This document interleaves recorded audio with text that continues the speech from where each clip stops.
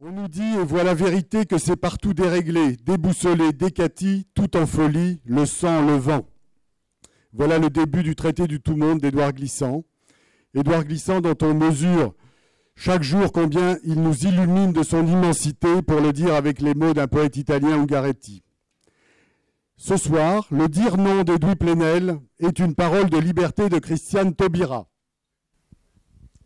L'Institut du tout monde et Mediapart, mais aussi la librairie Gallimard, vous souhaitent la bienvenue à cette rencontre. Et je remercie très chaleureusement Christiane Taubira et Edoui Plenel d'avoir accepté notre invitation à venir échanger devant nous à partir de leurs deux livres. Changer en échangeant, disait Édouard. Ce jour, le 31 mars, est bien choisi parce que le 31 mars est le jour de la naissance de Descartes, qui avait écrit un traité du monde et de la lumière en 1633. C'est aussi le jour où le grand poète mexicain Octavio Paz aurait eu 100 ans. Octavio Paz, dont Édouard Glissant disait « Les fleurs qu'Octavio Paz a réunies au bord des sables s'entremêlent de paroles sacrées, et il s'élève une douceur farouche de toute phrase à jamais infinissable. » Il s'élève une douceur farouche de toute phrase à jamais infinissable. Comment ne pas être émerveillé par les paroles d'Édouard Glissant? Chère Christiane Taubira, Octavio Paz avait intitulé un de ses recueils de poésie « Liberté sur parole ». Le poème qui donne son titre au recueil se terminait ainsi. « Contre le silence et le vacarme, j'invente la parole, liberté qui s'invente elle-même et m'invente chaque jour. » Vos deux livres sont pétris de poèmes et de chansons. On y trouve un arrière-pays fait d'inextricables, d'opacité, de relations, d'inattendus. Le tout monde en somme. Alors ce soir, vous laisserez parler vos arrière-pays qui sont en relation magnétique. Je vais passer la parole à Edoui Plenel. Dans un autre recueil d'Octavio Paz, intitulé « D'un mot à l'autre », j'extrais ces trois vers, un haïku pour Edoui. « Tandis que les journaux s'effeuillent, tu te couvres d'oiseaux. » Parmi ces oiseaux figure à coup sûr l'oiseau promis au sauvetage qu'évoque Édouard dans un poème intitulé « À l'ombre des ananas en fleurs », dans une section de bois intitulée « Ce qui s'ouvre ». Alors Edoui, qu'est-ce qui s'ouvre quand on dit non? Chers amis, chers tous, chères toutes, cher François Vitrani qui nous accueille, chère Sylvie Glissant qui a organisé cette soirée, bien sûr, chère Christiane Taubira, très chère Christiane. Ce qui s'ouvre en disant non, c'est d'essayer d'inventer tous ensemble notre oui. Nous sommes ce soir à l'ombre d'un grand arbre.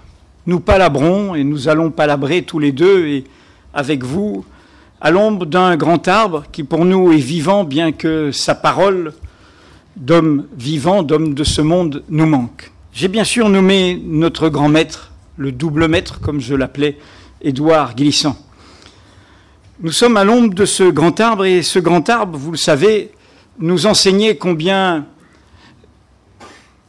contre ceux qui prennent l'urgence pour l'essentiel et oublient l'urgence de l'essentiel. J'ai cité Edgar Morin qui est là au premier rang et qui nous fait l'honneur de sa présence ce soir.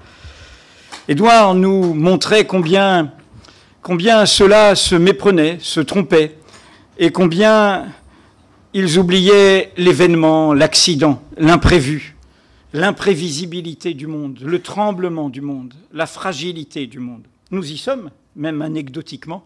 La date avait été prévue de longue date et nous sommes dans ce tremblement du remaniement.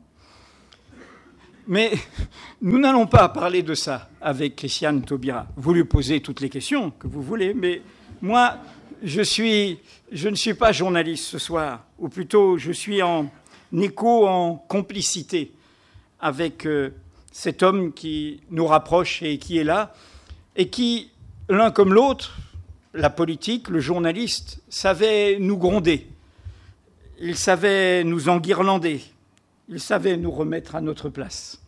Alors nous allons essayer de nous parler franchement, comme lui nous aurait invités à le faire. Édouard, toute son œuvre, et il l'a profondément affirmé à la fin, c'est cette idée qu'une poétique est aussi une politique. Ce n'est pas une phrase d'opportunité. C'est une phrase qui est profondément d'actualité et que, évidemment, je l'expliquerai, Christiane Taubira illustre, incarne, pourrait-on dire.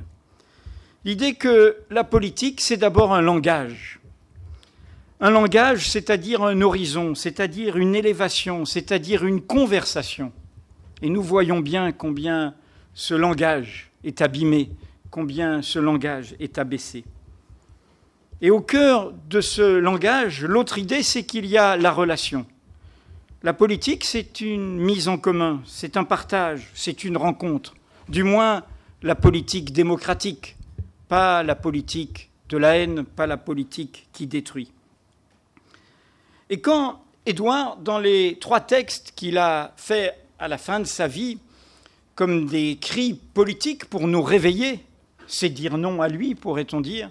Ce texte fait au moment de l'élection d'Obama aux États-Unis, ce texte fait au moment de l'ignominie du ministère de l'identité nationale, ce texte fait au moment du mouvement social aux Antilles et en Guyane, le manifeste des produits de haute nécessité, quand les murs tombent, il y a un mot que je voudrais mettre en partage, qui revient dans ces 3 textes. Là, il revient dans le titre, l'intraitable beauté du monde, le mot beauté. Là, quand les murs tombent, il revient à la fin, concluant cette protestation contre ce mur ministère qui tente de nous accommoder au pire, de nous habituer peu à peu à l'insupportable, de nous mener à fréquenter en silence et jusqu'au risque de la complicité l'inadmissible. Il conclut tout le contraire de la beauté. Et là, et nous sommes au cœur de notre actualité, dans ce manifeste pour les produits de haute nécessité, c'est-à-dire d'une politique qui tienne compte du monde, de la nature, qui tienne compte de tous ces équilibres, de ce buen vivir, comme disent ceux qui inventent d'autres lignes politiques en Amérique latine, du bien vivre. Il parle d'appeler à ces utopies où le politique ne serait pas réduit à la gestion des misères inadmissibles ni à la régulation des sauvageries du marché. Nous appelons, écrivent-ils, ils sont plusieurs autour d'Édouard, à une haute politique, à un art politique qui installe l'individu, sa relation à l'autre, au centre d'un projet commun où règne ce que la vie a de plus exigeant, de plus intense et de plus éclatant, et donc de plus sensible à la beauté. 3 fois la beauté. Oui, la beauté. Pourquoi je commence par cela? Parce que nous connaissons notre ennemi. Notre ennemi dans ce monde commun, c'est la laideur. Et votre livre commence justement par ces notions de langage et de relation, tout de suite dans Paroles de liberté. Et tout de suite, il désigne cette laideur effroyable qui a le visage de pureté juvénile d'une enfant qui dit « c'est pour qui la banane? C'est pour la guenon ».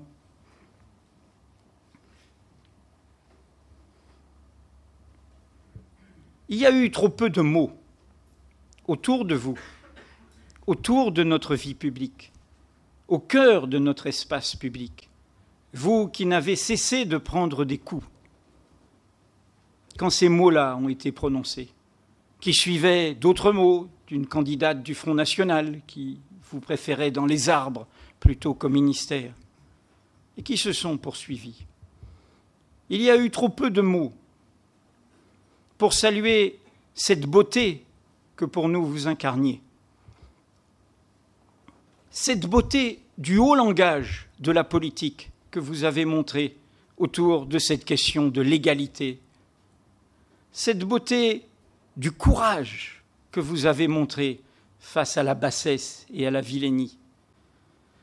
Cette beauté, tout simplement, d'une femme qui, dans ce monde d'hommes, sait nous en remontrer. Et je voulais vous dire solennellement, car quand cet enfant, que ses parents ont laissé dire cela, lui ont appris à dire cela, et cet enfant dont nous espérons, et vous le dites avec des mots superbes, qu'elle échappera, elle aussi, à cette assignation. Cet enfant a dit ces mots en français dans ce pays-ci. Et donc nous sommes tous concernés, et nous vous devons des excuses. Et je tenais à vous les offrir. Alors,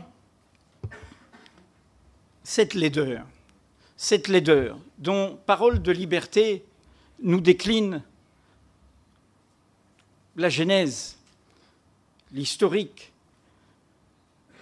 les différentes étapes, cette laideur, cette haine de l'autre, cette haine de soi que recouvre la haine de l'autre, ce mépris de soi-même, ces poupées gigognes qui traversent notre espace public, car évidemment, on s'en prend aux Roms, qui seraient inassimilables par origine, et puis du coup, on fait surgir ce racisme le plus archaïque, celui de la traite négrière, et puis après, on s'en prend aux Juifs, oubliant ce qu'a dit Frantz Fanon, quand mon professeur de philosophie nous disait en Martinique, à Fort-de-France, quand vous entendez dire du mal d'un Juif, dressez l'oreille, on parle de vous.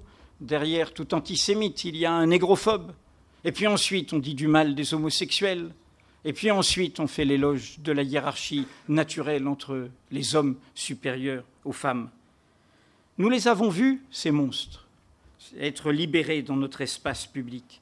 Nous avons vu cette machine infernale au service des dominants, au service des riches, au service des possédants. Car quand les pauvres se font la guerre au nom de leur identité, au nom de leur origine, au nom de leur apparence, évidemment, tout cela, on la paie. La force de votre livre, Christiane, c'est de nous rappeler que tout cela ne tombe pas du ciel, ne tombe pas d'une crise momentanée, ne tombe pas d'une crise européenne, ne tombe pas d'une crise économique, que tout cela est en ce sens la combattante anticolonialiste que vous fûtes, que vous êtes, nous le dit dans ce livre. Et il le dit probablement à ceux qui l'entourent, aussi au Parlement ou à la table du Conseil des ministres. C'est qu'il y a un terreau français dans cette histoire, dans ce grand un, dans ce grand même qui nourrit ces monstres. Et ce terreau, c'est évidemment ce nœud que nous n'avons pas dénoué de la question coloniale. Nous avons dénoué la question de la collaboration française au génocide, au crime contre l'humanité qui fut au cœur du désastre européen. Mais nous n'avons pas dénoué cet autre manquement à l'humanité que furent les crimes coloniaux, que fut l'indifférence à la promesse qui a mobilisé les peuples colonisés pour la liberté de la France. Je rappelle toujours 66% de soldats coloniaux dans les forces françaises libres en 1943, auxquels il fallait ajouter 18% à peu près de légions étrangères, sans compter évidemment dans la résistance intérieure tous les étrangers, espagnols, républicains, anarchistes, main-d'œuvre, ouvriers, immigrés de la FTP-MOI. Nous nous devions à ce monde et nous n'avons pas été au rendez-vous de ce monde. Et c'est cette histoire que nous devons dénouer. Et c'était cette histoire qui, tant que nous ne la dénouerons pas, comme un fantôme enfermé dans un placard qui continuera à cogner et à empuantir l'atmosphère. Et c'est cette histoire qui nous a légué ces institutions qui nous asservissent, qui font que nous sommes ici même, aujourd'hui même, dans la dépendance d'un seul. Il y a eu un vote et nous attendons ce que dira un seul homme. Ces institutions d'exception qui ne sont pas de délibération, qui ne sont pas de partage collectif. Et nous sommes dans cette dépendance liée à ces institutions, liée à ce contexte-là. Je voulais rappeler tout ça en vous rendant hommage, car c'est le point commun de notre conversation. J'ai dit tout à l'heure les monstres, tant dire non, j'évoque cette phrase de Gramsci que l'on cite toujours de façon incomplète, en disant la crise comme une fatalité. Ce n'est pas une fatalité. La crise, c'est notre incapacité à inventer un avenir qui lui réponde. Et donc on dit l'ancien se meurt, le nouveau n'arrive pas à naître. Mais on oublie que Gramsci disait derrière, durant cet interrègne surgissent les phénomènes morbides les plus variés. Ce qu'un poète italien traduisait en disant « surgissent les monstres ». Qui les a lâchés, ces monstres? Nous le savons, c'est ceux que nous avons chassés du pouvoir il y a de ça 2 ans. Une droite devenue extrême, une droite ayant oublié ce que fut la droite républicaine, ayant oublié cette barrière avec la droite maurassienne, avec la droite de l'inégalité naturelle, de la hiérarchie, des cultures, des civilisations, des religions, des origines, des races, avec 30 guillemets. Elles ont été lâchées.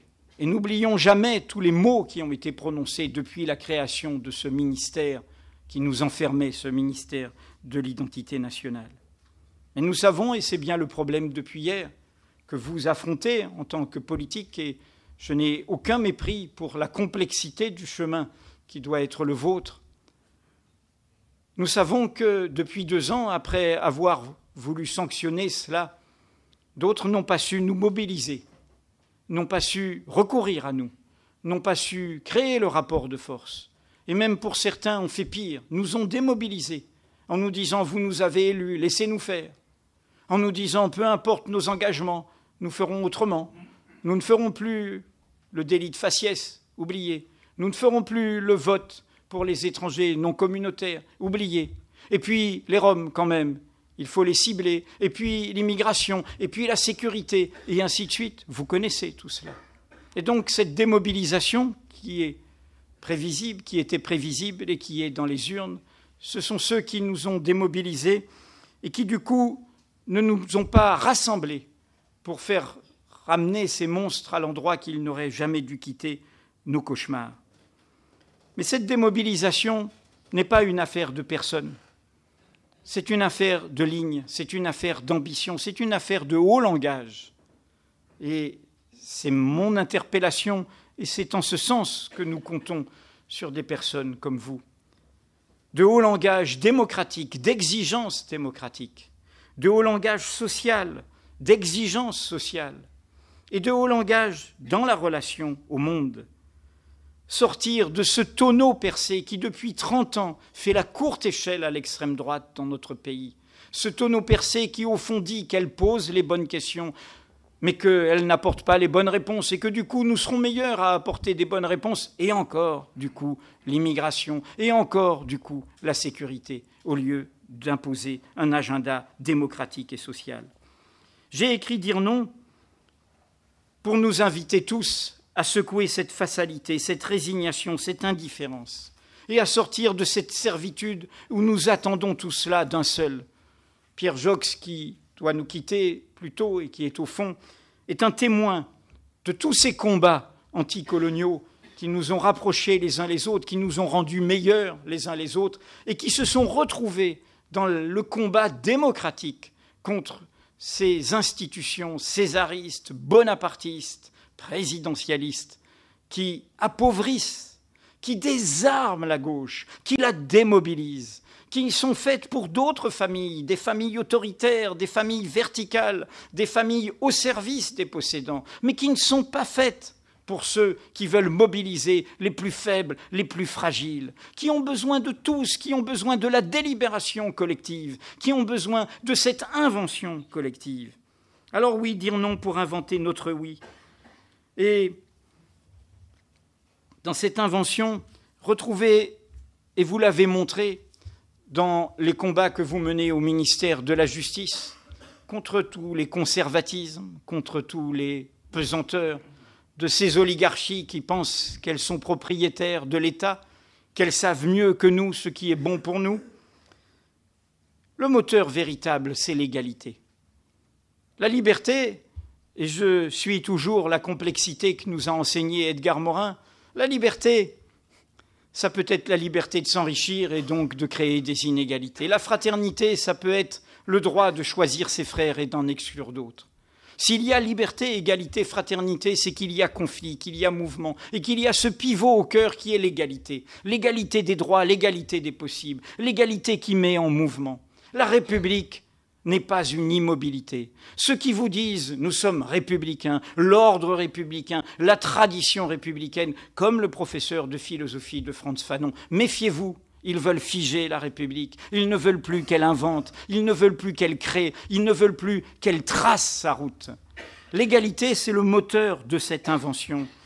contre le réel immuable, car tous les conservatismes seront toujours du côté de ce faux réalisme, de ce réel intangible, de ce réel qu'on ne peut pas bouger, de ce réel des Mrs. Tina, il n'y a pas de solution, il n'y a qu'une alternative, n'allez que dans cette voie. Et si vous avez subi tant d'attaques, c'est que vous symbolisez le désordre de ceux qui inventent leur liberté, de ceux qui font bouger les lignes, de ceux qui, comme l'a dit encore Fanon, savent qu'il ne faut pas essayer de fixer l'homme, car son destin est d'être lâché.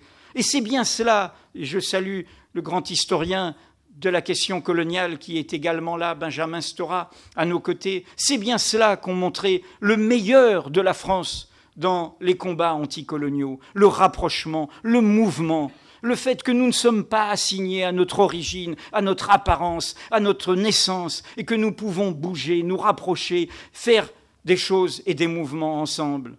Et si, évidemment, je le rappelle, et on me le rappelle souvent, j'ai rendu hommage à mon père dans ce livre, j'ai compris, en allant en Martinique, et par la bouche de gens comme Chamoiseau et d'autres, ce vieil homme disait « mais je n'ai pas fait grand-chose ». Et pourquoi, pour le peuple martiniquais, son geste, car c'est un geste irréfléchi qui fut le sien, représentait-il quelque chose d'important? Parce qu'il démentait l'idée de l'assignation. Tiens, un haut fonctionnaire métropolitain, tiens, quelqu'un qui est de côté de l'ordre, il ne dit pas in petto, ah oui, on a exagéré, ah oui, on n'aurait pas dû. Non, il transgresse. Oui, il assume sa liberté. Oui, il dit qu'il n'est pas cette France qui a tué le jeune Marajo, mais une autre France. Et c'est cela qu'on lui a fait payer, mais c'est pour cela qu'il fut grand. J'ai dit la beauté, et je voudrais terminer par un autre mot, en rendant hommage à ce que, au fond, vous nous avez aidés à traverser. Mais vous êtes bien rares, et c'est pour ça qu'on vous aime. Il n'y en a pas eu assez comme vous ces 2 dernières années. L'autre mot, nous avons un point commun dans nos livres, c'est que vous commencez par un vers de Césaire, et moi aussi. Et le mien est tiré du dernier poème, non pas du dernier poème que Césaire aurait écrit, mais du dernier paru de son vivant, puisque c'est le dernier poème en hommage à Vilfredo Lam de Moi Laminaire. Et le vers, vous le connaissez, c'est « Il n'est pas question de livrer le monde aux assassins d'aube ». Dieu sait si 30 ans après, c'est d'actualité. Ceux qui voudraient boucher notre futur, boucher notre espérance, nous assigner, nous fixer, nous immobiliser. Et ce poème est intitulé « Nouvelle bonté ». Nouvelle bonté. Et en écho, et je me souviens des mots exceptionnels qu'avait eu Edgar Morin aux obsèques de Stéphane Hessel, parlant justement de sa bonté.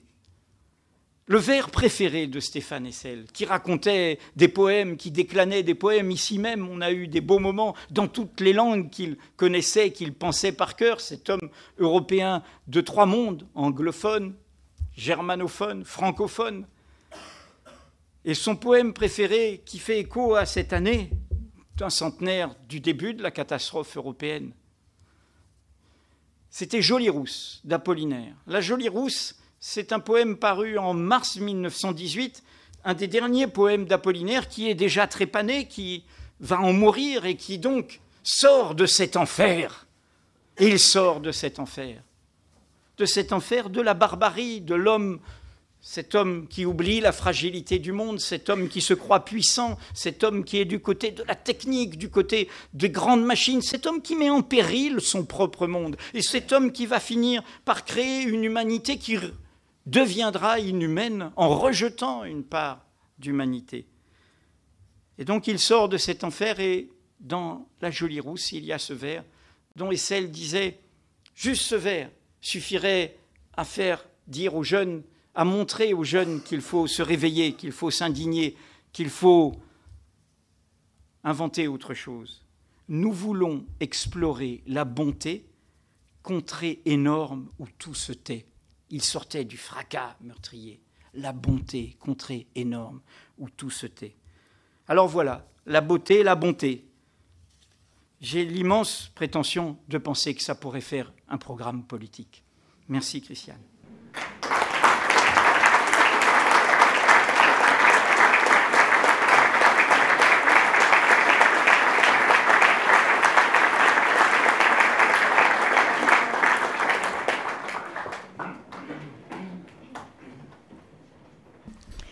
programme étant acquis, plébiscité par ailleurs, c'est plié. Merci Sylvie pour cette très très belle initiative. Merci pour ton amitié, pour ton affection. Merci de nous avoir réunis ce soir, sous l'ombre tutélaire d'Édouard qui est là. Et comme je t'ai dit récemment, ces derniers jours, il m'a beaucoup manqué. En particulier ces derniers jours, il m'a beaucoup manqué. Merci à François pour cet accueil extrêmement chaleureux et bien organisé. Merci pour ces paroles.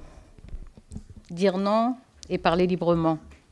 C'est ce que nous allons faire ce soir. Il y a eu un arrangement en fait entre Edoui et moi, donc il vous a fait un exposé très, très argumenté, très documenté, très poétique, parce qu'il n'aurait pas l'outrecuidance de ne pas parler poésie ici, en pensant à Édouard notamment. Et Edoui vous a dit quelque chose d'essentiel, c'est que Édouard savait nous enguirlander. Et de toute ma vie, la seule personne dont j'ai accepté en silence qu'il me dise des choses désagréables, c'est d'Édouard Glissant, qui passait son temps, évidemment, à fustiger les dirigeants du monde. Je ne sais pas pourquoi il avait l'air de croire que j'étais de connivence avec eux. Mais en tout cas, il m'expliquait sans arrêt que la question, c'est effectivement celle de la poésie, celle de la relation, l'esthétique. Et que si on ne comprend pas cela, on ne comprend rien au monde. Même si on croit tout comprendre, même si on se croit et qu'on se sent puissant, on n'a rien compris au monde. Et pour moi qui viens du Sud, qui viens des Suds, et qui me plaît à le rappeler, parce qu'il arrive qu'on oublie que je viens du Sud, je suis particulièrement sensible à quelques injonctions d'Édouard Glissant, et notamment celle qui consiste à dire qu'aujourd'hui, que nous sommes allés partout dans le monde et que nous connaissons chaque recoin du monde, il nous reste à découvrir le monde ensemble. À le découvrir ensemble entre colonisés et colonisateurs, à le découvrir ensemble parce que nous l'avons connu avec nos esprits aliénés. Et cette injonction que j'ai profondément intériorisée me conduit constamment à m'interroger sur cette découverte du monde. Et le monde, ce ne sont pas simplement des contrées, ça n'est pas un éloignement physique, géographique. Le monde, il vibre en chacun d'entre nous. Et Édouard lui-même dit, conseille, suggère, et puis d'ailleurs, il n'est pas du genre à suggérer, il intime. Il nous dit qu'il faut agir en notre lieu parce que le monde s'y tient. Et en fait, le monde est en chacun de nous, et chacun d'entre nous porte le monde. Et j'ai cette conscience en permanence. Et j'ai été extrêmement, à la fois surprise et en état de jubilation lorsque j'ai lu ton livre, Dire non, parce que je me suis dit heureusement que ces livres ont été publiés au même moment, parce qu'il y a comme une conversation dans ces livres. D'abord, nous avons les mêmes passions d'auteur, donc on y retrouve dans les deux, on retrouve Char, on retrouve Glissant, bien sûr, on retrouve Ségalène, c'est quand même ça moins ordinaire, mais enfin, on s'y réfère tous les deux. Deleuze. Oui, absolument, on retrouve Deleuze chez nous deux, on retrouve Camus aussi chez nous deux.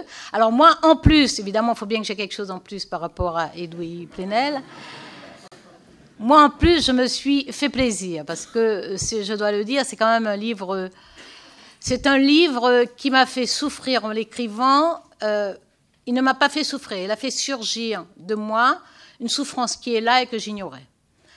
C'est-à-dire que lorsque j'ai traversé cette période incontestablement difficile, j'ai eu immédiatement et constamment à l'esprit la fragilité et le péril qui frappent et guettent des personnes qui sont beaucoup moins armées que moi pour faire face à de telles agressions. Et cela m'a tellement taraudée que mon obsession a été d'abord, évidemment, de tenir bon, de rester droite et même de me redresser un peu plus encore, de montrer une force, parce qu'elle est là, cette force, elle est en chacun d'entre nous, même si nous l'oublions souvent, nous l'ignorons souvent. Mais de me dire que, de toute façon, il me faut tenir bon, parce que si je ne tiens pas bon, il y en a des millions qui s'effondrent. Et j'ai continué à marcher, bien entendu, au quotidien, puisque j'ai une charge extrêmement lourde. Et lorsque, à Noël, je me suis posée, sur insistance, je dois dire, d'un éditeur, que je me suis posée pour écrire, j'ai réalisé j'ai réalisé que de toute façon, on ne sort pas indemne de cela. On a beau être aguerri, on a beau être fort au quotidien, on a beau avoir conscience qu'en de nombreuses circonstances, on a été capable de marcher, transpercer de coups, de continuer à avancer, transpercer de lances, de flèches sanguinolentes, se savoir sanguinolente, mais continuer à avancer, même si ça, c'est déjà arrivé, même si on sait que c'est déjà arrivé, même si on pense qu'on a déjà été tellement transpercé de lances et de flèches qu'on ne peut pas être plus blessé que ça, on n'est jamais aguerri et on n'en sort pas indemne. Et cela veut dire qu'il y a une urgence pour ces millions qui sont moins armés.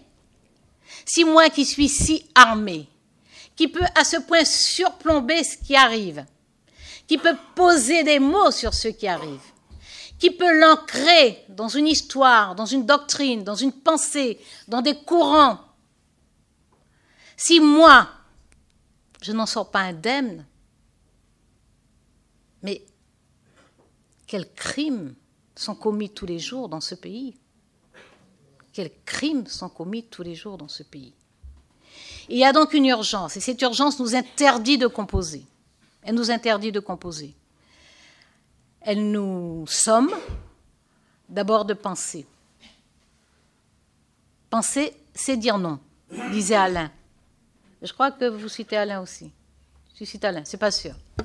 Mais penser, c'est dire non, disait Alain. Et René Char va plus loin pour faire le lien avec Édouard Glissant et la beauté.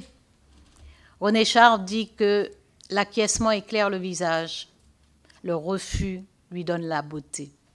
Pas sa beauté, le refus lui donne la beauté. Penser, c'est dire non. Et nous devons constamment dire non d'abord à nous-mêmes. Dire non en désobéissance de nous-mêmes, de nos convictions, de nos élans, de nos réflexes, de nos atavismes aussi, nous en avons. Dire non parce que, ou bien nous devons nous contenter d'une petite vie égoïste, mesquine, perdue dans l'anonymat, ou bien nous avons l'immense prétention, qui peut parfois d'ailleurs confiner à un peu de vanité, ou plutôt d'orgueil, l'immense prétention d'agir. Nous ne devons pas agir en surplomb sur la vie des autres. Nous ne devons pas agir par-dessus les autres. Nous devons constamment agir avec les autres. Prendre le temps d'agir avec les autres. Accepter effectivement la délibération collective. Accepter que nous sommes divers et multiples. Et pour ça, il y a donc la nécessité de penser où nous vivons, pendant le temps où nous vivons, et d'où nous venons, d'où nous émanons. Et c'est pour ça que dans ce livre, je reprends l'histoire de cette France, l'histoire extraordinairement ambiguë et ambivalente. Je reprends l'histoire de cette République qui, à la fois, offre aux plus démunis, aux plus éloignés, aux plus vulnérables, un espace pour penser qu'il peut être l'auteur de sa destinée personnelle. Et cette même République qui, lorsqu'elle se campe dans la rigidité, exclut massivement. Cette République dont se sont emparés ceux dont je dis qu'ils ont à la fois les codes et la grammaire, et qu'ils la rendent tyrannique parce qu'ils ne savent pas montrer son empathie. Ils ne savent pas révéler ses fragilités, ses défaillances, ses trahisons. Et ne sachant pas révéler tout cela, ils ne savent pas dire comment elle s'est renforcée chaque fois qu'elle s'est redressée. Et que, au plus loin des lieux de pouvoir, au plus loin des centres de décision, le plus fragile d'entre nous doit savoir que la République est à la fois sa première et son ultime secours, son premier et son ultime recours. Il doit le percevoir. Il ne peut pas le percevoir lorsque, perché des lieux de pouvoir, On lui explique comment il doit vivre. On lui dit qu'il doit être. On le dénude de tout particularisme, de toute singularité, de son unicité. C'est absolument impossible. Et donc, il y a autant de dangers à confisquer la République qu'à s'en désintéresser. Parce que la question est de savoir quel horizon on offre. Quel horizon on offre à celui qui grandit, sans entre-gens, sans réseau, sans fortune, sans moyens, sans reconnaissance. Quel horizon lui est offert? L'horizon doit être que la responsabilité de la société doit lui assurer l'accès à tous les savoirs, à toutes les connaissances. Et au-delà de ça, l'accès à l'esprit critique qui lui permette de prendre des distances vis-à-vis de tous les savoirs, de toutes les connaissances. Et par conséquent, accès à lui-même. Non pas lui-même en l'état figé, non pas lui-même en l'état fixé, puisque son destin est justement d'être lâché. Merci Fanon. Mais lui-même, elle-même, en ce qu'elle peut devenir, en ce qu'elle peut choisir de devenir, en ce qu'il peut choisir de devenir. Et je crois que c'est vraiment l'enjeu aujourd'hui. C'est vraiment l'enjeu. Quelle tension entre cette individuation, la réalité de la personne, de sa singularité, de la reconnaissance par la société de cette personne en tant que sujet de droit, et la nécessaire solidarité. Quelle tension! Jusqu'où cette individualité, mais en deçà de l'égoïsme, en deçà de l'individualisme, et jusqu'où cette solidarité, en deçà de l'asphyxie, en deçà de l'étouffement. C'est l'enjeu aujourd'hui. Et je crois que si cette société n'accepte pas le défi, terrible, terrible vraiment, si elle n'accepte pas le défi d'ouvrir des espaces pour que la parole collective, pour que la parole des citoyens monte, s'exprime, se traduise en actes, c'est-à-dire prenne corps. Si nous n'acceptons pas ce défi-là, nous tirons sur nous-mêmes, comme disait Aimé Césaire, de nos propres mains, le drap des mortelles ténèbres. C'est un défi que nous devons relever. Et je pense que le temps presse. Je pense que le temps presse. Je pense que le temps n'est plus à composer. Le temps n'est plus à tergiverser, à louvoyer. Il nous faut découvrir ce monde ensemble. Sommation d'Édouard Glissant. Découvrir le monde ensemble. Le monde, c'est celui dans lequel nous vivons. Le monde, c'est comment organiser le croisement de ces urgences qui s'imposent à nous, qui nous bousculent au quotidien. Quel est l'enjeu ici de vivre ensemble? Nous là, si différents. Vous là, arc-en-ciel. Quel est l'enjeu? Mais surtout, quelle est la voie pour vivre ensemble? Quel est l'enjeu en Europe? Y rester? En partir? Y rester dans quelles conditions? Passif? Subir? Consentir? Dire oui sans même réfléchir? Consentir? Consentir sans cesse? Et le monde? Ce monde qui de toute façon est là, présent. Ce monde qui a organisé par le truchement des prédateurs, sans feu ni lieu, a organisé notre domination. Cette mondialisation qui est le contraire de l'égalité. L'égalité qui est, je le dis, une passion française et qui est en fait l'épine dorsale de nos deux livres. La recherche de l'égalité, la reconnaissance de la diversité et la nécessaire égalité. Le monde a organisé ce nivellement, cette égalisation qui est exactement le contraire de l'égalité. Et cette mondialisation qui s'impose à nous, qui nous écrase, qui nous méprise, qui nous rejette, qui se rit de nous. Édouard Glissant proposait de lui opposer la mondialité, c'est-à-dire la relation avec son esthétique, la curiosité vis-à-vis de l'autre, l'interrogation sur soi-même et l'acceptation du changement de soi au contact de l'autre. Je peux changer en échangeant, sans me perdre ni me dénaturer. C'est Édouard Glissant. Donc non seulement aller vers l'autre, accepter l'autre, son existence, ses mystères, ses secrets, ses opacités, c'est aussi d'Édouard Glissant, ses opacités, mais accepter soi-même de changer au contact de l'autre. Tout le contraire de l'isolement. Et bien entendu, tout le contraire de la beauté. Je veux garder un peu de temps pour échanger avec vous. Avant de passer à ce temps, je vais offrir à Aïdou Plenel, qui m'a accueilli avec des mots, j'allais presque dire, si tendres. Comme c'est en public, c'est sans risque.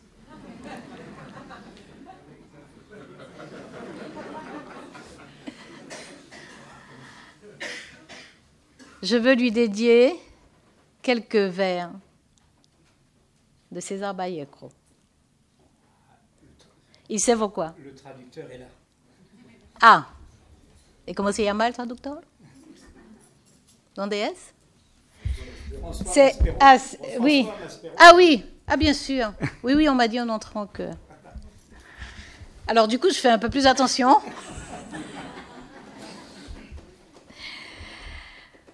Parce que ces quelques vers parlent de notre situation actuelle. La cólera del pobre. La cólera, alors je fais très attention, du coup ça me traumatise. La cólera que quiebra al bien en dudas, a la duda en tres arcos semejantes, y al arco luego tumbas imprevistas. La cólera del pobre tiene un acero contra dos puñales. Traduction de François Maspero. La colère qui brise le bien en doute, et le doute en trois arcs semblables. Et l'arc, ensuite, on tombe imprévisible. La colère du pauvre oppose un acier à deux poignards. Maspero, pardon.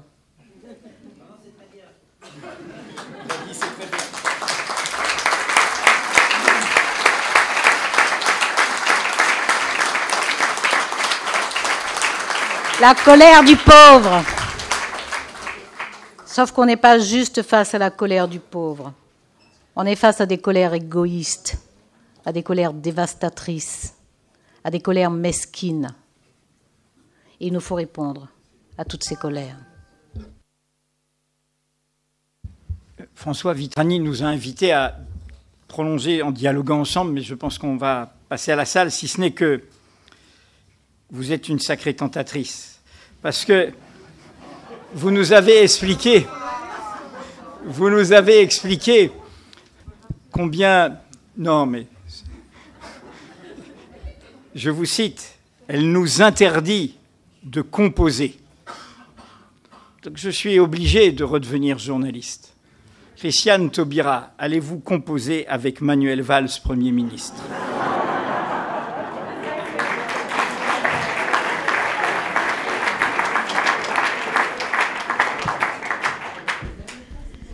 Je me disais depuis le début que j'aurais mieux fait de ne pas venir. Allons au bout des mots. Allons au bout des mots. Que signifie composer ? Allons au bout des mots, monsieur le journaliste. Vous voulez que je dise que je continue ? Que signifie composer ? Je vais être explicite. Il n'y a rien de personnel. Je suis de ceux qui pensent que c'est la ligne Valls qui a été sanctionnée, qui fut aussi la ligne Hollande par ces 2 tours d'élection.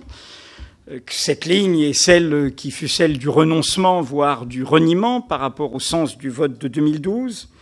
Je l'ai dit à propos d'engagements qui concernent les quartiers populaires, qui concernent la jeunesse, qui concernent ceux dont vous parlez dans ce livre, d'une grande indifférence qui s'est traduite par ces mots d'ennemi intérieur à propos des jeunes qui, dans un idéalisme, épousent des causes contestables, mais qui ne sont pas des ennemis intérieurs comme si le peuple était en guerre avec lui-même. Ça s'est traduit aussi par cette concurrence des victimes que vous détestez comme moi, et qui a été brandie autour d'un adversaire commun, évidemment, à la fin de l'année dernière. Bref, voilà, ce n'est pas composé avec Manuel Valls, l'homme, c'est la ligne qu'il représente, et le fait de choisir ce Premier ministre-là ce soir, c'est évidemment choisir quelque chose qui renvoie à ce que vous contestiez tout à l'heure, un peu comme une motion de congrès de parti socialiste, des arrangements, des combinaisons. Pourquoi ne pas nous citions François Maspero? Des dernières activités éditoriales, en dehors de ses romans, de ses essais de François Maspero, a été de créer, au moment où n'était pas chuté encore ce monde du socialisme réel, qui était un monde d'imposture, une revue qui s'appelait L'Alternative. Pourquoi vous, Christiane Taubira, et d'autres, les écologistes, et d'autres, des citoyens, et d'autres au sein du Front de gauche, et d'autres au sein du Parti socialiste, ne prenez pas, dans ce moment grave que nous vivons, nous savons tous que l'abîme est possible, que l'accident est possible, que ces institutions permettent l'accident. Dans 3 ans, que c'est possible. Pourquoi ne prenez-vous pas ce moment-là pour dire « Gouvernez, gérez, nous soutiendrons sans participer, mais nous construirons une alternative ». Vous avez bien vu quand il y a eu une alternative à Grenoble, dans des villes populaires, des alliances, il y a eu une mobilisation de cet électorat. Et donc, d'une certaine manière, si j'étais vous, je dirais à François Hollande, gouverne, choisis qui tu veux. Et nous, pendant ce temps-là, et c'est ton intérêt, on construit autre chose qui va limiter les dégâts et peut-être ouvrir une solution. Voilà, ce serait mon conseil ce soir. Voilà donc le deuxième programme politique. Il y en avait un dont j'avais l'impression qu'il était une feuille de route. Et voilà le deuxième qui est l'alternative. Donc en fait, Edoui Plenel fait tout en même temps. Il y a un minimum de règles dans la vie. Donc il y a des choses que je ne vous réserve pas à vous en primeur. Pardon. Donc moi, si vous en êtes d'accord, tout en ayant entendu avec attention à la fois les propos d'Edoui et vos applaudissements, en ayant perçu les nuances à chaque fois, je propose que nous revenions à nos ouvrages. Je répète, il y a des règles, il y a des choses dont je ne peux pas vous réserver la primeur à vous. Voilà, c'est tout.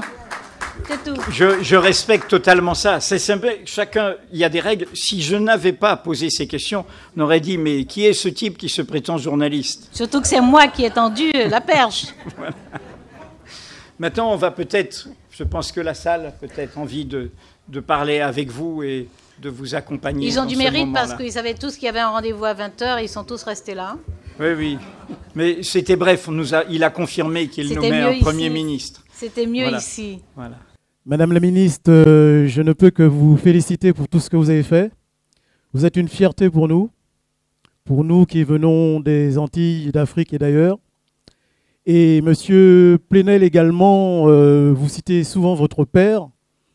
Et donc, moi qui suis martiniquais, je suis très sensible à ça, c'est-à-dire qu'il vous a montré le bon exemple.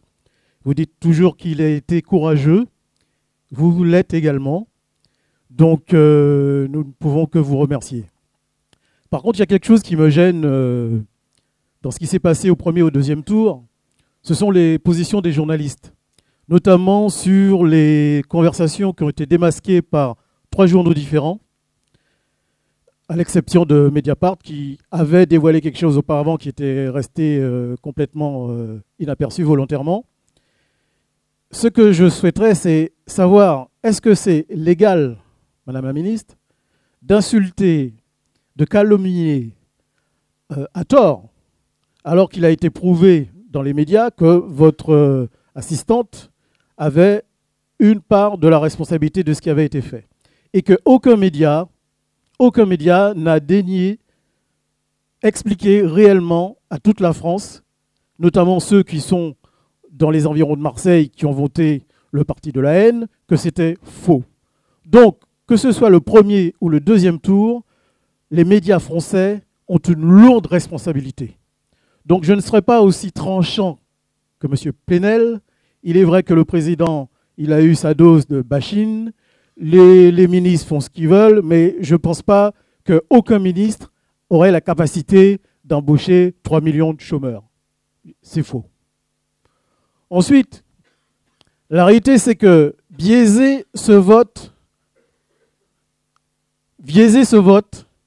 réellement, volontairement, et rester comme quelque chose de légal. À part le boycott que moi-même j'ai entrepris, Madame la Ministre, que peut-on faire pour ce genre de comportement qui est vraiment une injustice? Merci. Je vais répondre très brièvement parce que je ne voudrais pas qu'on transforme cette belle assemblée littéraire en meeting. D'abord, lorsqu'on est ministre, on est responsable de tout ce qui se passe dans la maison dont on a reçu la charge. Donc, je suis responsable de tout ce qui se passe dans ma maison. Et je trouve tout aussi injuste qu'on ait jeté le nom de ma directrice de cabinet parce que il y a quelque chose d'à la fois inhumain et inefficace dans cette façon de jeter des personnes en pâture. Moi, il y a des personnes, je m'en suis rendu compte depuis 20 mois, c'est pas ma première expérience difficile, mais depuis 20 mois, je me suis rendu compte qu'il y a des personnes qui consacrent l'essentiel de leur énergie, de leur temps et de leur intelligence à essayer de remplir des conteneurs de haine et à essayer de les déverser sur moi. Bon. Je m'en suis rendu compte, c'est certainement pas fini. Mais je ne vais pas pour cela écorcher même d'un petit filet, une éthique que j'ai bâtie sur de nombreuses années. Être ministre, c'est de toute façon un moment. Et si être ministre suffit à piétiner ce qui a permis de tracer son chemin, de le tracer en rectitude, avec ses défauts, moi je suis pas... J'ai souvent dit que j'aime mes défauts et que tous les gens qui parlent de moi, qui écrivent des tas de portraits, etc., n'ont pas perçu le 10e de mes défauts. Donc ils n'ont rien compris encore. Ils n'ont encore rien compris. Mais j'ai des règles éthiques auxquelles je tiens plus que tout. Et plus qu'à toute autre chose, voilà, et que j'ai passé des moments difficiles dans ma vie, justement pour ne pas renoncer à ces règles éthiques. Donc, je pense que nous ne devons pas nous disperser à chercher un détail, un événement, une chose qui explique le désastre qui est en face de nous. Ce n'est pas ce qui est en face de nous est extrêmement grave. Et nous en répondons. Nous sommes responsables et nous en répondons.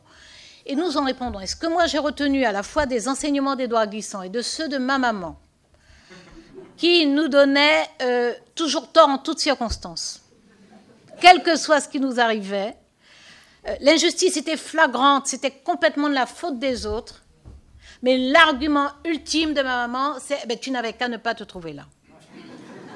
Mais de toute façon, on répondait de ce qui nous arrivait. Et moi, c'est une éthique, j'ai une éthique de la responsabilité. Je réponds du monde tel qu'il est. Je ne dissimule pas les scories, les miasmes, les abominations du monde. Et je sais pointer les responsabilités précises, les responsabilités des auteurs de ces abominations. Mais je continue à répondre du monde. Parce que la génération qui monte derrière moi, celle de mes enfants, celle de mes petits-enfants, cette génération-là, elle ne va pas aller chercher d'hypothétiques auteurs ou d'inaccessibles auteurs. Elle va me demander ce que j'ai fait, ce que j'ai fait pour empêcher que le monde soit aussi hostile, aussi inamical, aussi violent. Et avant même que mes enfants et mes petits-enfants ne me le demandent, moi je me le demande. Moi je me le demande. Donc nous sommes face à un désastre, je le pense. Et c'est pour ça que les réponses ne sont pas simples. Elles ne sont pas simples. Parce que il y a des choses qui sont faciles à faire, y compris dans le confort individuel. Il y a des choses qui sont faciles à faire. Il y a des choses qui sont faciles à dire. Mais il y a du tourment derrière. Même derrière la facilité, il y a du tourment. Donc voilà, je pense que ce qui est devant nous est tel, si inquiétant, si oppressant aussi, si brutal pour le monde, et pour le monde, pour nous ici, pour ceux d'où je viens, pour ceux qui sont constamment dans ma tête et dans mon esprit. Parce que, je l'ai dit, je viens du Sud, je viens des Suds. Je viens des Suds. Je viens d'Amazonie. Je viens de ce territoire peuplé d'Amérindiens. Mais où se sont rencontrés dans un choc terrible les Européens et les Africains. Et où les Asiatiques sont arrivés aussi, opprimés, ou dans des espaces minuscules où ils pouvaient agir. Je suis le produit de tout ça. C'est pour ça que je suis en empathie avec le monde. Je suis le produit de tout ça. J'ai forcément en moi, y compris à mon insu, toutes les fréquences du monde. Et si je ne suis pas capable d'entendre cette polyphonie, si je ne suis pas capable de la vivre et de l'abriter, de l'héberger en paix, je me perds moi-même. Je me perds moi-même. Donc je ne peux pas être indifférente à l'état du monde. Je ne peux pas regarder aller le monde. Et les péripéties, les petits incidents quotidiens, les erreurs, les fautes, ça n'a aucun poids face à tout cela. Ça n'a aucun poids. Donc, je pourrais aussi, moi, faire une diatribe contre les médias. Elle serait légitime de ma part. Elle serait légitime. Mais je n'ai pas une once de force à perdre dans ça. J'ai besoin de toute mon énergie. Pour que le jour où, malgré moi sans doute, je fermerai les paupières. Malgré moi, parce que je voudrais être éternelle.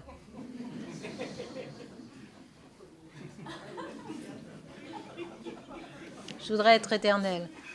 Le jour où je fermerai les paupières, je veux pas partir en paix, je partirai forcément en inquiétude. Mais une inquiétude avec un peu de joie. Celle de n'avoir pas été totalement inutile.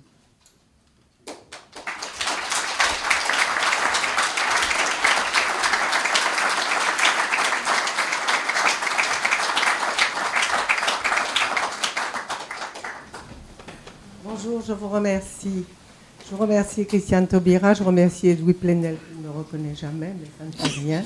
Parce que je l'ai connu bambin, enfant en Martinique, où son père a exercé. Alors, je voulais vous remercier Sylvie pour cette soirée où Édouard est présent. Et je voudrais revenir sur une de vos phrases, Edoui Plenel. Quand vous avez dit, en parlant des monstres, que ces monstres retournent à la place qu'ils n'auraient jamais dû quitter, dans nos cauchemars. Et là, je voudrais vous dire non. Ces monstres, nous avons à lutter, nous avons à mettre notre pensée au travail, à un travail incessant pour leur refuser place dans nos pires cauchemars. Pourquoi ?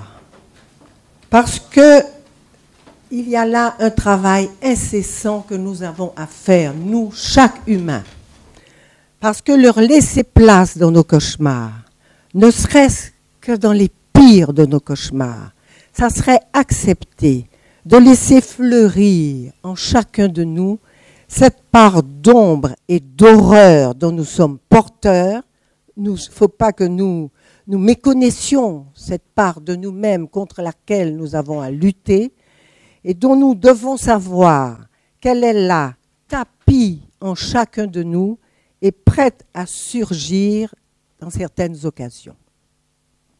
Il n'y a pas de divergence entre nous, c'est une histoire de formulation. Je pense, vous savez que, vous l'avez dit vous-même, ces monstres, ils sont nous. Nous savons tous que l'humanité peut être meurtrière, que l'humanité peut basculer elle-même dans l'inhumanité. Et les bannir, dire qu'ils ont une place dans nos cauchemars, c'est dire qu'ils sont là, qu'ils peuvent être là. Et c'est au fond... moi, je pense qu'il y a une dialectique de l'inquiétude et de l'espérance. Il faut avoir la vision de la catastrophe possible, ce qu'a dit très fortement Christiane tout à l'heure, pour pouvoir se mobiliser. Là où croit le péril, croit aussi ceux qui sauvent. Autre poète, Hölderlin, que cite souvent Edgar Morin. Avoir la conscience du péril pour se sauver.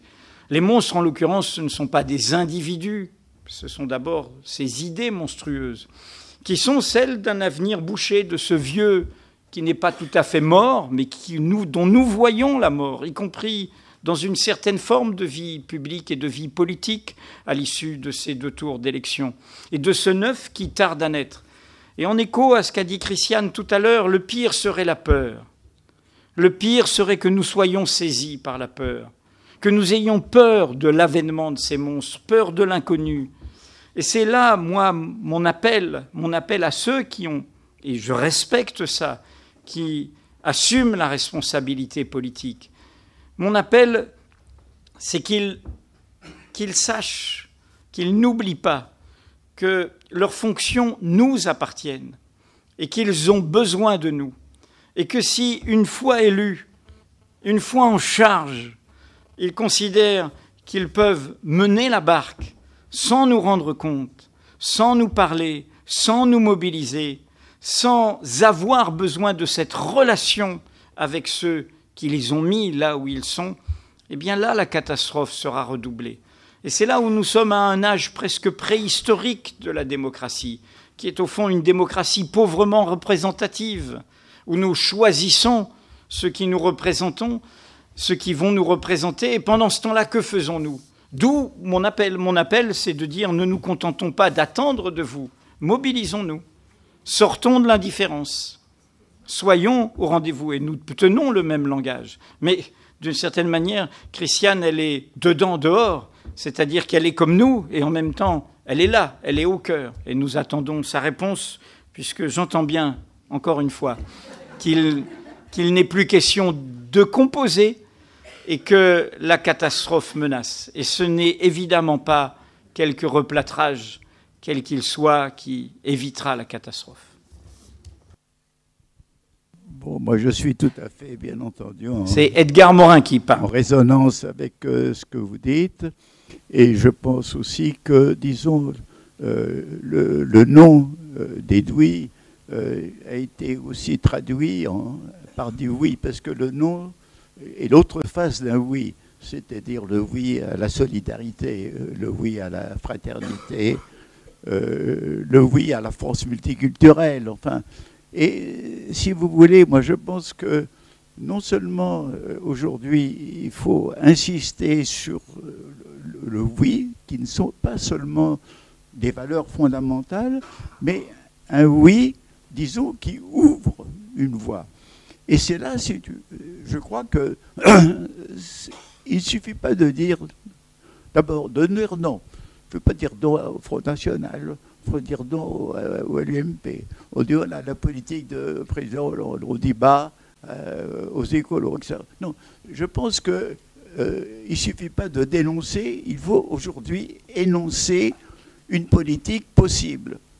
Et je pense que c'est ça qui manque, parce que c'est seul le réveil d'une possibilité et d'une espérance qui peut en quelque sorte modifier une situation qui est de plus en plus régressive. Et nous avons beau dire non à cette régression, il faut dire quelles sont les progressions qui peuvent venir. Et c'est ici que moi je fais aussi un appel, parce que je participe à différentes petites associations, mais qui convergent. Il y a quand même des idées. Il y a l'idée de l'économie en circuit, il y a l'idée de l'économie écologique, il y a l'idée de l'économie sociale et solidaire, il y a l'idée de la relance rooseveltienne, pour ne parler que de l'économie, mais il y a les idées du manifeste convivialiste, il y a l'idée qu'il faut vivre autrement, qu'il faut vivre mieux, qu'il ne faut pas être submergé par le consommationnisme des supermarchés, qu'il faut s'épanouir dans la communauté.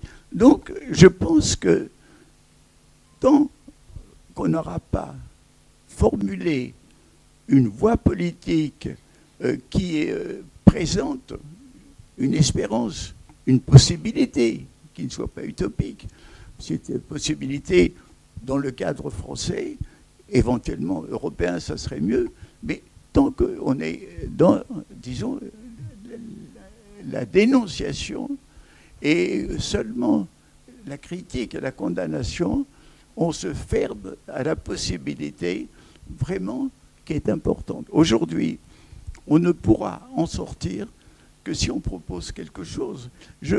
Par exemple, ne prenons pas l'exemple prenons l'exemple du Front populaire, parce que en dépit de l'échec du Front populaire au bout de très peu de temps, mais il a été poussé par ses idées de la sécurité sociale, de l'assurance, d'un nouveau monde, d'une nouvelle vie pour les travailleurs. Et dans le fond, il y a eu cette chose qui s'est en plus concrétisée par des lois sociales. Je pense qu'aujourd'hui, on n'est pas seulement au niveau de lois sociales, parce qu'il faut aujourd'hui, au contraire, préserver les lois sociales qui sont menacées, rongées par la mondialisation. Mais là encore, c'est la défensive. Il ne faut pas seulement se border à la défensive. Il faut parler d'un point de vue qui dit il y a une autre voie qui est possible. L'horizon n'est pas bougé. Sinon, on est entre résignation et colère. On passe de la résignation et de l'abrutissement à la fureur aveugle. Ça peut, comme en Bretagne. Donc, moi, je crois, si vous voulez, que le réveil doit être aussi un réveil de pensée politique, un réveil intellectuel, un réveil de réflexion. S'il n'y a pas cet élément-là, eh bien, on peut continuer à se défendre. Mais aujourd'hui, la défensive, c'est toujours le recul. Et il faut essayer d'avancer.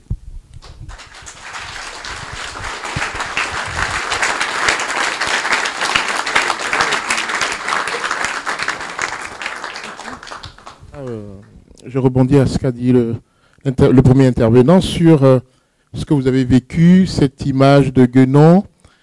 Et je dois dire que je ne mesurais pas la violence, parce que pour se protéger, parfois on est dans le déni. Et merci pour votre réaction, parce que je suis à la tête d'un lycée où il y a 40-45% de Noirs. Et cette image de Guénon, où on vous a comparé à une Guénon, a été d'une extrême violence. Je pense que la France ne mesure pas réellement ce que ça a été. Je voulais apporter ici ce témoignage et vous dire merci parce que votre réaction a été juste. Mais en même temps, prolonger mon propos parce que j'ai compris que l'heure est grave. Si l'heure est grave, que fait-on? Est-ce qu'on s'arrête sur un diagnostic? Est-ce qu'on passe à l'action? Je sais que votre expérience précédente, candidate à la présidentielle, a été très violente. On en avait parlé à l'époque et ça a été difficile. 2017 arrive vite.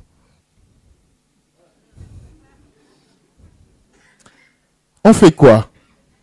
Comme on dit en Afrique, on dit quoi? Est-ce qu'on attend que les choses se fassent sans nous? Quand je dis nous, peuple français. Est-ce que cette voie, cette nouvelle voie qu'il faut trouver, cette nouvelle pensée, est-ce qu'on se met à l'action, à l'œuvre immédiatement ou pas? Donc question claire. Avant d'arriver, je me disais, j'espère que Christiane Taubira ne sortira pas du gouvernement. Parce que pour nous, vous êtes un peu un symbole fort. Et après vous avoir écouté, je me demande si ce n'est pas mieux que vous partiez finalement. afin qu'on puisse commencer à travailler. Donc, question claire, on fait quoi 2017? Je vais répondre, moi, puisque Christiane a besoin de quelques années de réflexion, je crois, pour répondre à la question. Je voudrais, en écho, puisqu'en réponse à l'autre maître, Edgar Morin, j'entends très très bien Edgar Morin a sorti un livre que brandissait toujours dans la foulée d'Indignez-vous, et Stéphane Hessel disait oui, Indignez-vous, c'est là, et puis après, le programme, c'est La Voix. La Voix, le livre d'Edgar Morin. Et ils ont fait ensuite un livre ensemble, Le chemin de l'espérance, je crois, c'est ça, ou de l'espoir, je sais, de l'espérance, et qui ramassait les deux, entre l'indignez-vous, avoir l'intelligence de son indignation, et avoir le chemin. Donc je suis d'accord avec ça. Mais je pense que par rapport à la comparaison avec le Front populaire, avec d'autres époques où il y a des partis, où il y a des programmes, etc., nous sommes dans une situation au niveau mondial, au niveau français, tu l'as, Dieu sait, bien analysé, autrement complexe, et qui appelle de ce point de vue un nom inventif, un nom de création. Le peuple tunisien, quand il a dit non, ce peuple dont on disait que la jeunesse n'attendait que la consommation, ils savaient à quoi ils disaient non, et en mettant un pas devant l'autre, ils ont inventé un oui. Et la Tunisie, vaille que vaille, dans la complexité de toutes les dynamiques des révolutions et contre-révolutions qui ont ébranlé le monde arabe, elle invente quelque chose. De la même manière, dans une confusion très grande, car les noms sont toujours confus, parce qu'ils embarquent aussi un petit bout des monstres, mais justement, ils les font sortir des chemins monstrueux. À Kiev, ils ont dit non. Et ils savaient à quoi ils disaient non, la corruption, etc. Et du coup, ils inventent un chemin. Et donc, je crois à cette idée-là. Je pense qu'il faut sortir de cette attente qui, y compris, piège la politique, où nous attendons. Et nous sommes dans ce jeu de petits chevaux, voire de rumeurs, voire de haine, voire de grandes tueries entre les uns et les autres. Et je pense qu'il faut retrouver cette dynamique créatrice. Et dans cette dynamique créatrice, on retrouvera ce que tu as écrit, Édouard, c'est-à-dire l'exigence démocratique d'une démocratie qui ne soit pas Edgar, à chaque fois je fais... Quand Edgar est mort, j'avais Edgar au téléphone, je l'appelais Édouard. Et je dis Edgar, Édouard. Je suis désolé, mais on a plusieurs pères dans une vie. On a plusieurs pères. Et donc, les psychanalystes qui sont dans la salle vont avoir du travail. Bon. Et donc, on retrouvera à ce moment-là la question démocratique comme question centrale d'une invention démocratique et pas de cette pauvreté où on choisit son maître tous les 5 ans et on retourne en servitude. La question sociale avec le cœur, la question de l'égalité, la question écologiste au sens du lien avec la nature, avec la terre, avec Gaïa, la déesse terre, et de cette responsabilité qui est la nôtre. Et la question du monde, ce que vous avez dit tout à l'heure, le monde est en nous. Le monde est en nous, et à partir du moment où on commence à se diviser, à se partager, à chasser le monde en nous, c'est l'humanité elle-même que l'on détruit en nous. Et donc, bien sûr que ce chemin retrouvera ça. Mais je pense qu'à un moment, il faut dire non. Sinon, ce seront d'autres noms qui prendront la place. D'où mon invitation, relayée, si j'ai bien compris, par la salle, que certains se dressent. Que certains se dressent, que certains... Pourquoi nous vous aimons, Christiane? Parce que vous avez contribué à nous donner du courage. Parce que vous avez été courageuse. Et nous avons besoin de ce courage. Et nous avons besoin que ce courage, nous n'en soyons pas spectateurs, qu'il nous mobilise, qu'il nous entraîne, qu'il nous emmène. Et cela, sincèrement, ça ne se jouera pas, vous avez compris. Bon.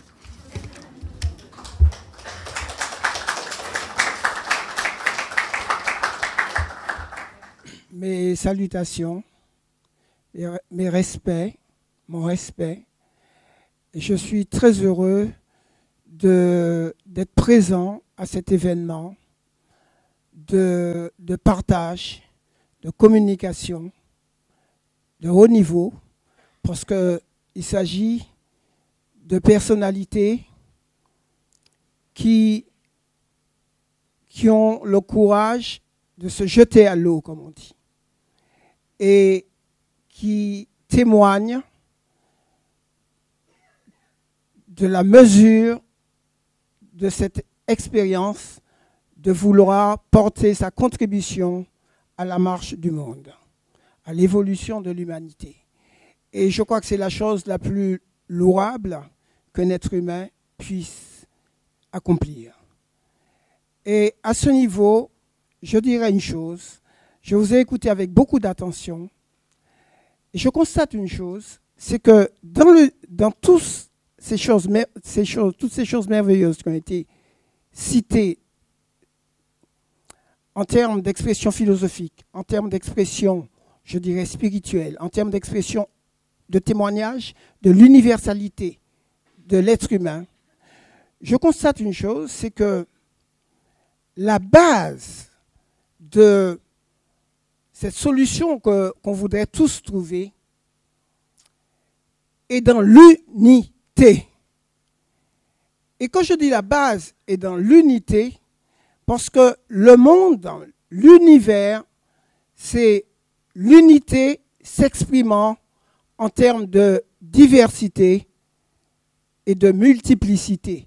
Mais chaque aspect de la diversité et de la multiplicité, qu'on les cite en termes de milliards, contient les valeurs de l'unité, les valeurs essentielles et éternelles de l'unité. Ce qui veut dire, autrement, que il y a le discours universel qui respecte cette expression de l'universel dans chaque particularité et chaque spécificité de nature expressive de vie, et puis qui doit être respecté justement parce que c'est le charme même de la création, cette diversité, cette singularité. Je dis souvent c'est cette singularité qui fait la nature, qui détermine la nature, le statut souverain de l'humain. Mais cette nature souveraine, elle peut être affirmée que dans une prise de conscience responsable, de responsabilité. Et Christiane l'a bien dit quand elle a parlé, quand elle a dit « j'ai des défauts, je prétends pas être parfaite », mais en contrepartie de ces défauts, il y a une conscience de la chose et il y a une éthique. Et c'est cette éthique que je souligne en ce moment. Cette éthique est le fondement de la responsabilité de chaque citoyen. Et ça, c'est une chose qu'on n'ose pas dire souvent et qui appartient au langage spirituel de l'enseignement parce que personne ne peut croiser les bras et attendre que les solutions arrivent. Et ça,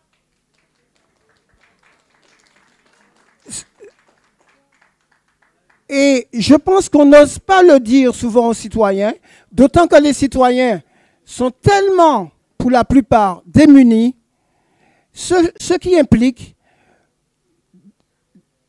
des fondements nouveaux, des paradigmes nouveaux, parce que la politique d'aujourd'hui s'articule sur la base de valeurs qui sont obsolètes.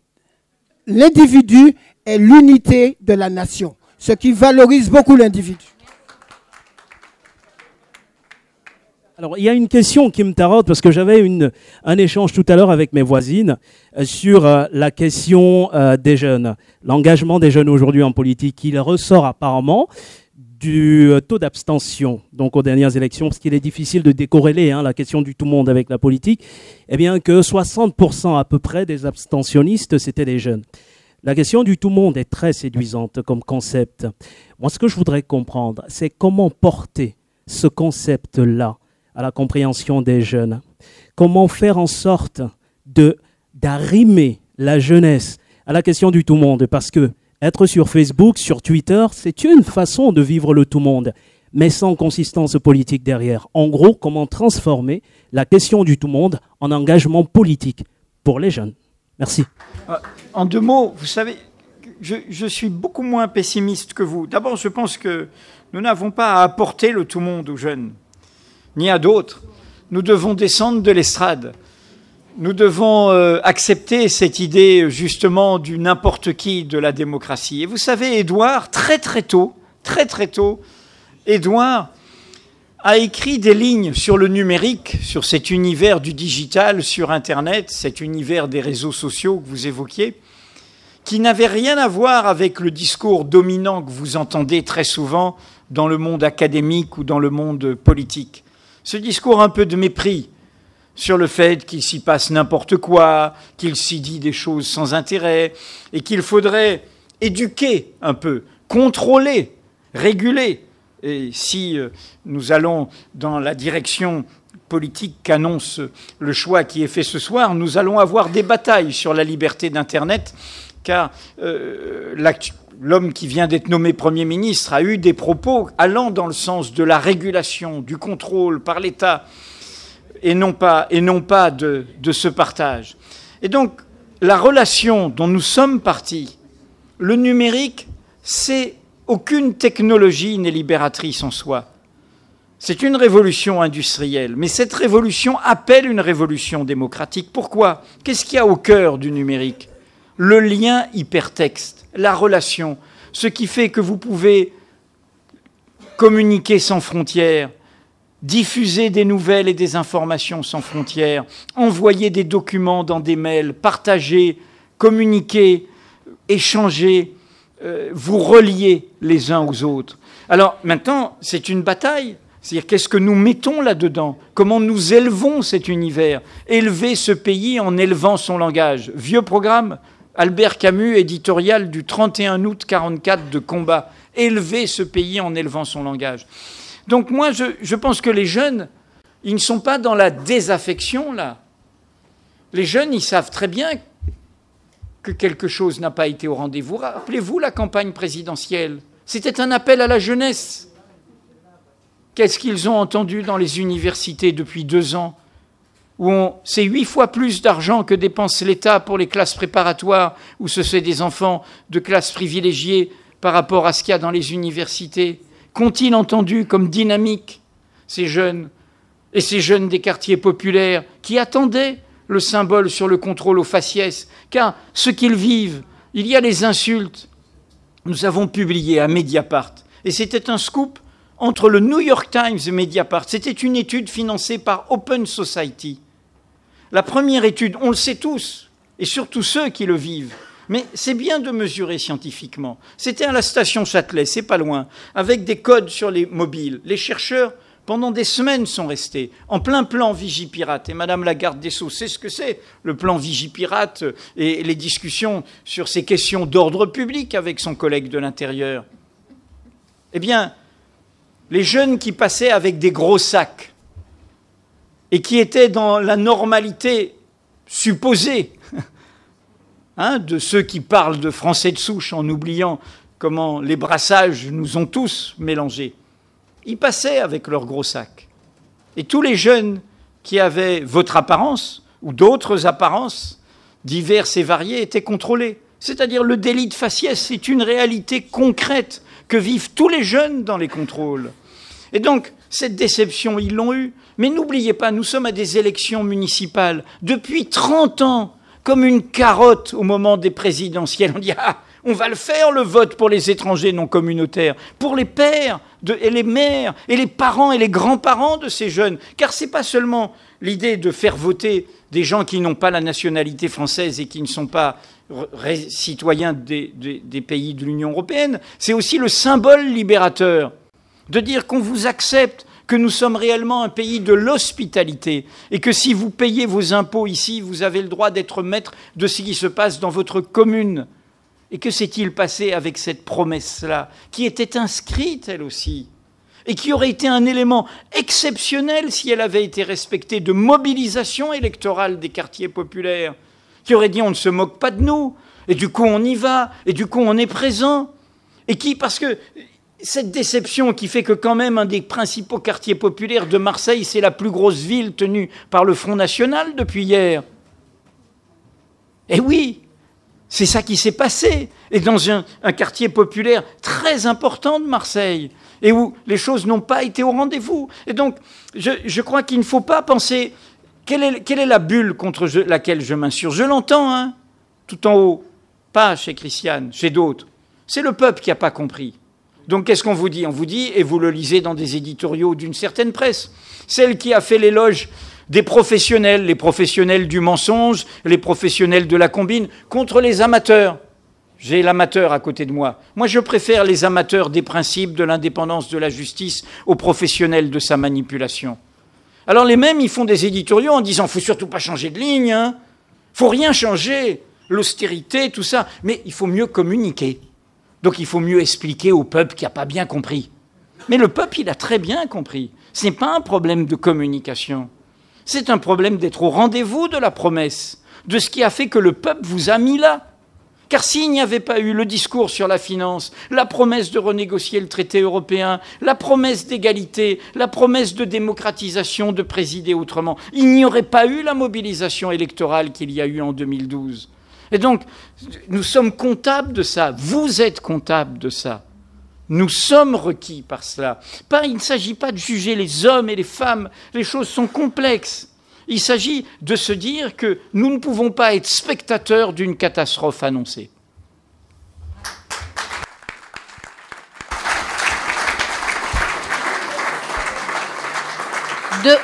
Deux mots pour dire que j'approuve totalement ce plaidoyer en y introduisant une nuance sur les réseaux sociaux notamment. D'abord, il y a des jeunes qui n'ont pas accès à Internet. On a tendance à penser que c'est leur génération, c'est leur monde, c'est leur univers.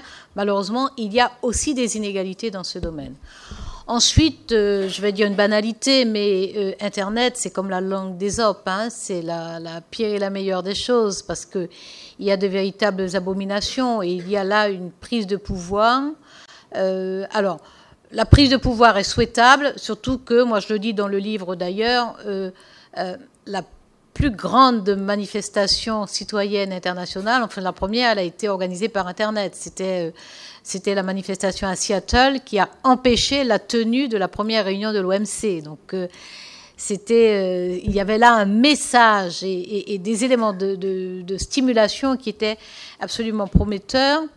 Aujourd'hui, il y a la réalité d'Internet. Alors, moi, je préfère effectivement la liberté, avec ses risques, avec ses inconvénients, comme je préfère la démocratie avec ses risques, ses inconvénients.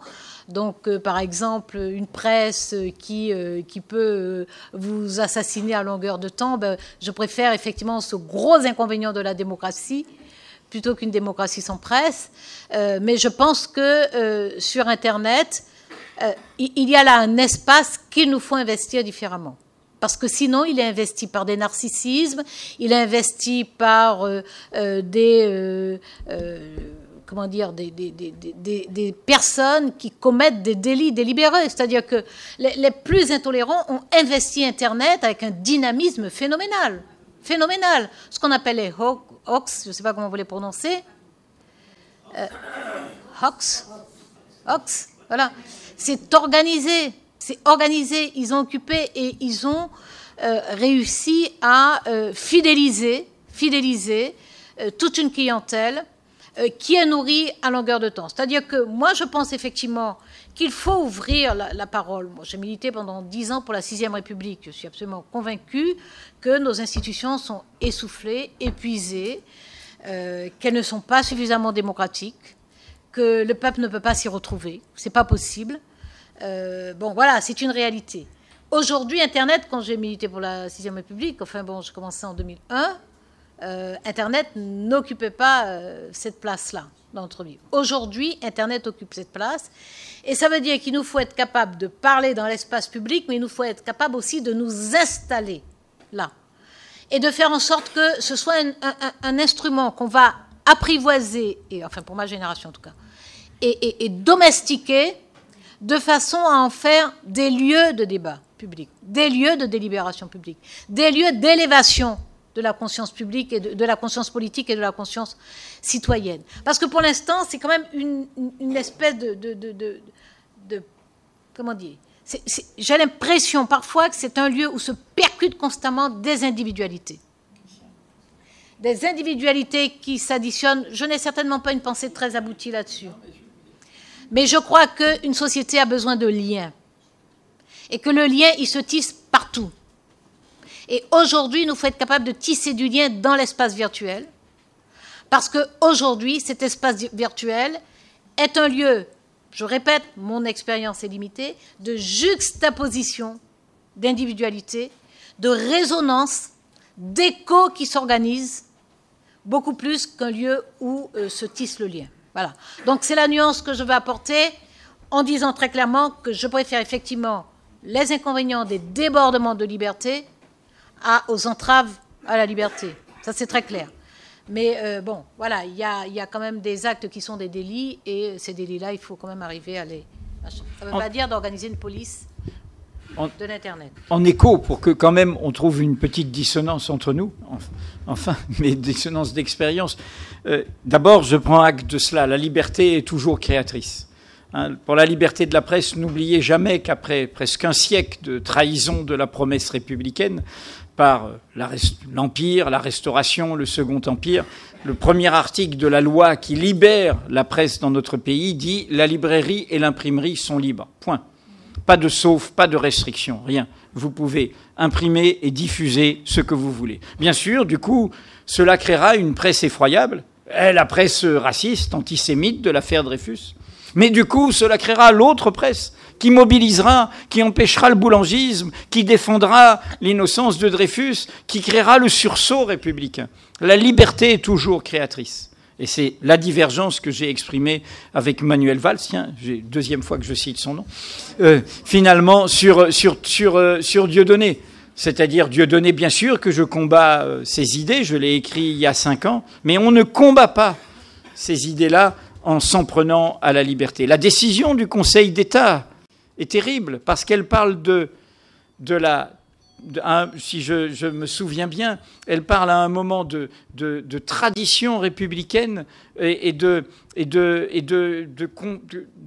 pas consensus national, mais quelque chose comme ça. C'est-à-dire qu'elle prend 2 concepts qui n'ont rien de juridique et imaginez un accident démocratique dans 3 ans. Vous voyez bien que quelques autres familles politiques donneraient un autre sens à tradition républicaine que celui que nous entendons. Donc la liberté, nous sommes d'accord.